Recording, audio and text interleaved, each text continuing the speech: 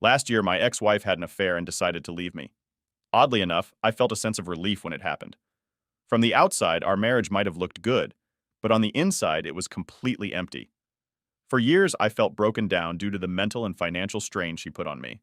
She had a habit of taking large sums of money from my account, leaving me struggling to pay our bills. Whenever I confronted her about it, she turned it around on me, blaming me for not earning enough money. No matter what I did, it was never good enough for her. Everything I did seemed to annoy her or make her angry.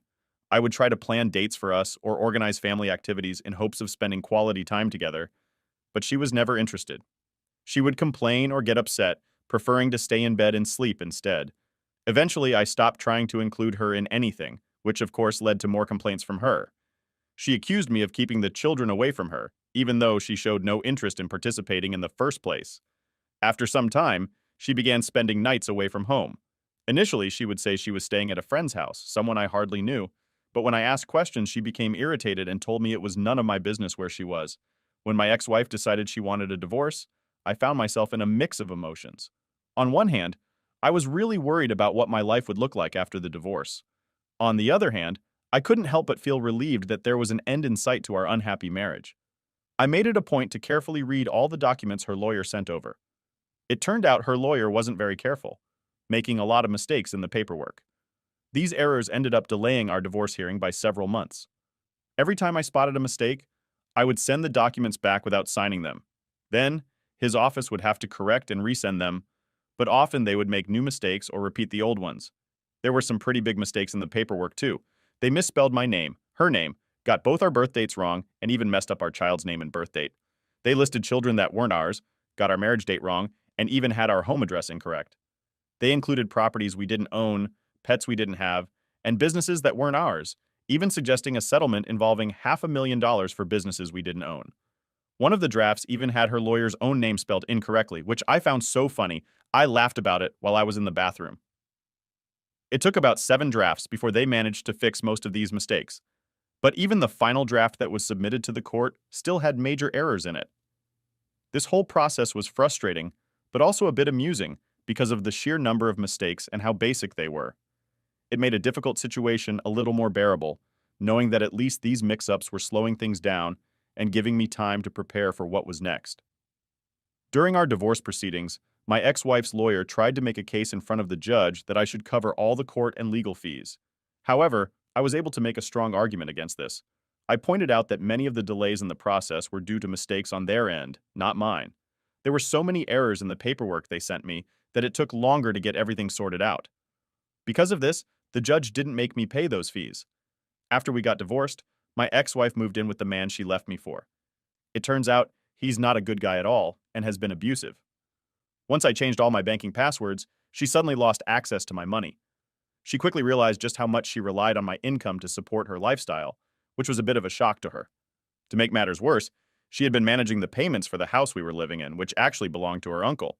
Because she wasn't making the payments, the house almost got taken away by the bank. Her uncle came to me, desperate for help. He told me that if I wanted to stay in the house, I'd need to cover the back payments she missed, which added up to about $15,000 for 6 months of unpaid mortgage. I didn't have that kind of money just lying around, so I suggested buying the house from him instead. To my surprise, he agreed, and now I own the house that used to belong to my ex-wife's grandmother. It's been a year since the divorce was finalized. I've received a promotion at work, which came with a nice pay increase. I'm still living in the same house, working on making improvements whenever I can afford to. I haven't found a new girlfriend, but through online dating, I've been meeting new people and enjoying my single life. Looking back, it's almost funny how my ex-wife left a stable situation for someone who turned out to be far from what she expected, and her actions nearly caused her uncle to lose his property. In a way, her decision to divorce me ended up being a huge favor to me, even if it didn't seem like it at the time. She might try to come back to you when she realizes the grass isn't greener on the other side. But remember, don't let her tears sway you, and make sure you never take her back. Now for my update, November 3rd is coming up, marking 1 year since my divorce was finalized. In this past year, I've taken significant steps to improve myself. I started seeing a therapist who encouraged me to focus on personal growth, and that's exactly what I've been doing. I've changed my diet and exercise routine, which led me to lose over 50 pounds. Soccer has always been a passion of mine, so I got back into playing regularly and even started coaching my kids' youth soccer team. On top of that, I rediscovered my love for reading, setting a goal to read a new book every week. My efforts have paid off at work too. I received a big raise and a promotion, which has made it much easier for me to take care of myself and my child. Despite all these positive changes, my ex-wife suddenly wants to be part of our lives again. Her latest relationship, with a man she thought was her savior from our terrible marriage, has turned violent. He's been abusive, and one recent episode was so severe it landed her in the hospital. Our child was with her at the time and had to call for an ambulance. Despite the evidence, my ex-wife refuses to press charges or admit what happened, though the bruises clearly tell the story. Just last night, I attended a family party. This side of the family and I have always gotten along well, and they invited me over. I was polite to my ex-wife but kept my distance, choosing not to engage in conversation with her. However, her family seems to have convinced her that we're still in love, which couldn't be further from the truth. My ex-wife might have been okay with how things were in our marriage, but I certainly wasn't happy at all. I became so withdrawn and unresponsive, almost like I was just there as another source of money for her. In the last 2 years we were together, she emotionally and financially took advantage of me. During our final year as a married couple, she was cheating on me with another guy. Every time I tried to talk to her about her affair, she denied everything and would run off to his place. When I finally caught her red-handed, she blamed me, saying it was because I wasn't supportive enough. But the truth was, I was giving her all my earnings after paying our bills. I hadn't even bought myself new clothes or shoes for years because of how tight money was. Then, out of the blue, she turned up at one of the soccer games. After the game, she asked me if I was ready to move back in with her. I was totally taken aback and asked her why on earth I would do something like that. She launched into this whole story about how we're still in love, we have a kid together, and how it would be better for our child if we raised them together. I had to tell her straight that I don't have any love or trust left for her at all. I even reminded her that she still owes me over $1,100 for fixing her car. Her response? She said she'd pay me back if we moved in together. That's when I couldn't hold back and just burst out laughing, so hard that I doubled over. Seeing me laugh, she started crying, which honestly just made me laugh even harder. Maybe it wasn't the kindest reaction, but after everything I've been through and all the effort I've put into bettering myself, the idea of going back to her, to the very person who caused me so much pain, just seemed like the worst possible decision. My child still holds a lot of affection for his mother, and I would never do anything to damage their relationship. I believe if there's any turning away to be done, she'll manage that on her own with her actions. The idea that she suggested we move back in together took me by surprise. She didn't offer any apologies or show any signs of regret for her past actions. Instead, she just boldly proposed we start living together again, acting as if she's bringing something valuable to the table. This kind of thinking on her part is pretty out there. And then there's our child, who had to go through the distressing experience of seeing his mom in a harmful situation. That's something that could really affect him deeply. I think it's important to try and secure full custody to protect him from being in such a harmful environment again. Moving on to my latest news, I've met someone really special. I understand that healing from all these events will take time for everyone involved, but I'm hopeful that we can all find our own versions of happiness, whatever decisions we make about our relationships. This past year has been a roller coaster for me. I celebrated the first anniversary of my divorce on November 3rd. Since then, I've been focusing on self-improvement through therapy, and I've been dating. I've met some fantastic women and admittedly, a few that weren't a great match for me. Just this Monday, my ex-wife came across a Facebook post from my girlfriend, Cher. Cher had shared some photos from a wonderful trip we took together over the weekend. We indulged in delicious food, enjoyed a few drinks, and generally had an incredible time, capturing lots of fun moments in photos. I'm not usually one to document my dates with pictures, but I really like Cher. So, when she asked if she could post our trip pictures and tag me, I was happy to agree. I was pretty sure sharing those photos would stir up some drama, but the reaction I received from my ex-wife and her family was astonishingly intense. Let me give you a bit more background to paint the whole picture. My ex-wife was unfaithful for over a year before we officially ended our marriage. She was seeing someone else even before we separated and moved in with her boyfriend while our divorce was still being processed. Now, we've been divorced for a year. Throughout our marriage, my ex-wife was both emotionally and financially manipulative and harmful towards me. Unfortunately, she continues to be abusive, but after I posted those photos, she dropped to an entirely new level of hostility and disrespect towards me. On Monday, she twisted the story to make it look like I was the one who had been unfaithful. She complained about how shameful it was for me to humiliate her by sharing pictures on social media, where I'm seen with other women. She accused me of being selfish and insensitive for not considering her feelings, and labeled me a coward for hiding that I'm seeing other people. She even claimed that by my actions, I've destroyed any hope of us ever getting back together, saying that any love she still had for me was killed off by what she called my cheating ways. The whole time she was making these accusations, she was on the phone, shouting and berating me. Meanwhile, I couldn't help but find the irony of her claims hilarious. I just laughed as she spent a good 30 minutes ranting about how I supposedly ruined our relationship and betrayed her, despite her being the one who cheated and was abusive throughout our relationship. When my ex-wife asked me about my fidelity during our marriage, I was clear with her. I had been completely faithful and loyal until our relationship officially ended. She didn't stop there, though. She went on to question me about my dating life since our divorce. That made me laugh even more, and I firmly told her that my personal life is no longer her concern since we're not together anymore. I pointed out to her that just as I don't meddle in her affairs, she has no right to intrude into mine.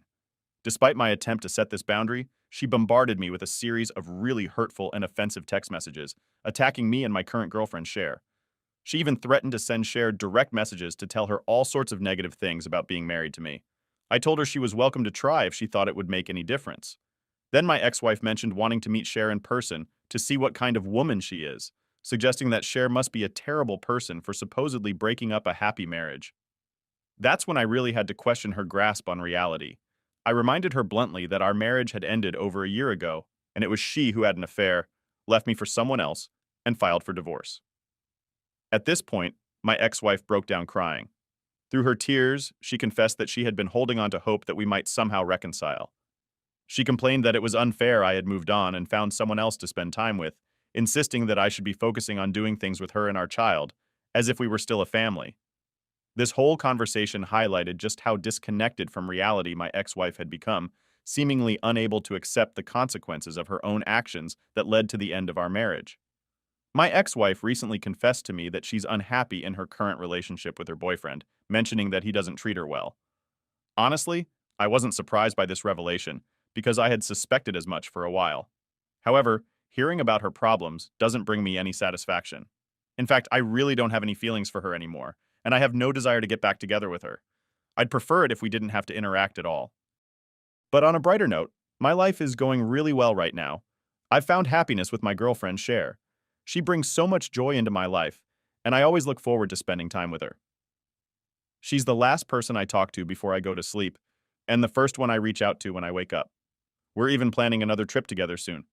I'm aware that sharing photos of our trip might trigger a negative reaction from my ex-wife, but to me, living my life happily is worth any backlash. It's clear to me now that my ex-wife has always tried to make me out to be the bad guy, which is a classic narcissistic behavior. To those giving me advice, you're right. I should keep our interactions strictly about our child and avoid getting dragged into long, pointless conversations with her. And yes, I'm prepared for the possibility that she might try to spread lies about me, but I'm focusing on moving forward positively.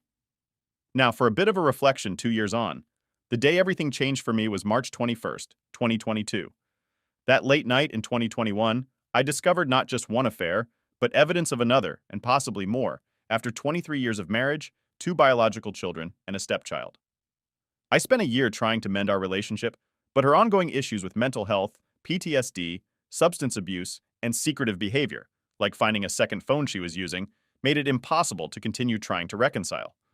The final straw in my marriage came when she fired a gun into my side of the bed. That terrifying moment made me decide to end things once and for all.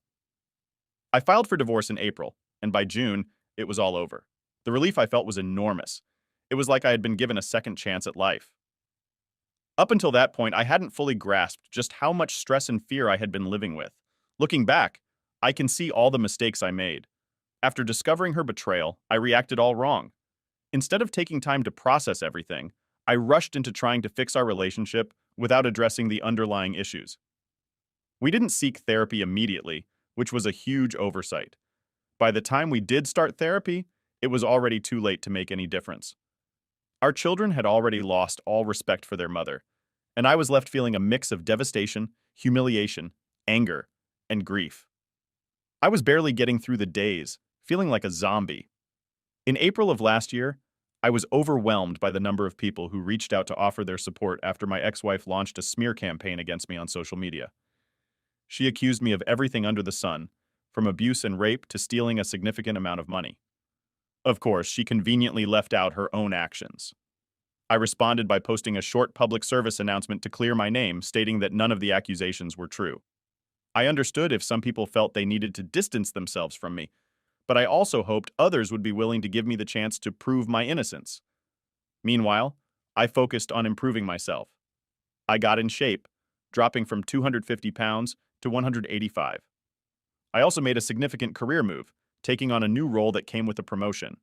I had plans to enjoy a summer of revenge by casually dating through phone apps. During this time, an old high school classmate reached out to me. She lived far away and was going through a similar breakup, having discovered her partner's betrayal about 6 months after mine.